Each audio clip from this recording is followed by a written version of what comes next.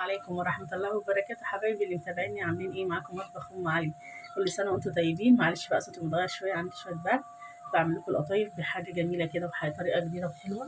قراطيس كده يا جماعة، شايفين؟ تمسكي القطايف كده وتبرميها، يا تحطي صباعك من جوه تقفلي عشان هنا نحط الحشو كده، شايفين؟ من هنا كده هنحط الحشو وتقفلي كده كويس عشان ما تفتحش منك في الزيت. بقى هعمل كريم شانتيه كده اهو، وهنزوقها مع بعض طبعا، بتبقى جميله قوي قوي قوي. كل سنه وانتم طيبين. انا حبايبي، انا القطايف بتاعتي ديت جايباها من بالليل، المفروض كنت اجيبها الصبح تبقى صبحه، عشان كده بتفتح مني شويه، هي هتدوخني حبه.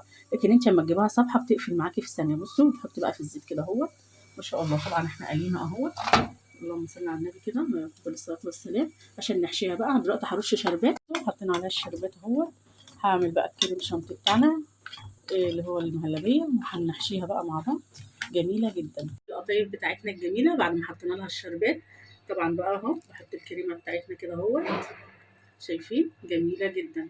وتحطي بقى تزوقي طبق كده اهو، ومنتهى الجمال. شايفين؟ نعيد تاني معاكم اهو. الله الله عليكي يا ام علي.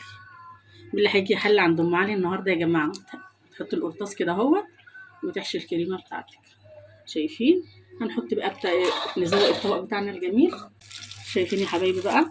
انت بقى بتزوقي طبقك بمعرفتك كده اهوت، بتبدعي في الطبق بتاعك حكايه. شايفين؟ طبعا هتحطي مكسرات، عايزاه ساده زي ما انتم شايفين كده يا حبايب قلبي.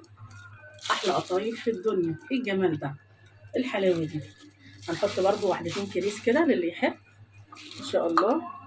ايه الحلاوه دي يا جماعه؟ قولوا لي رايكم بقى في الطبق القطايف بتاعنا النهارده الجميل ده. واقول لكم ايه؟ السلام عليكم ورحمه الله وبركاته.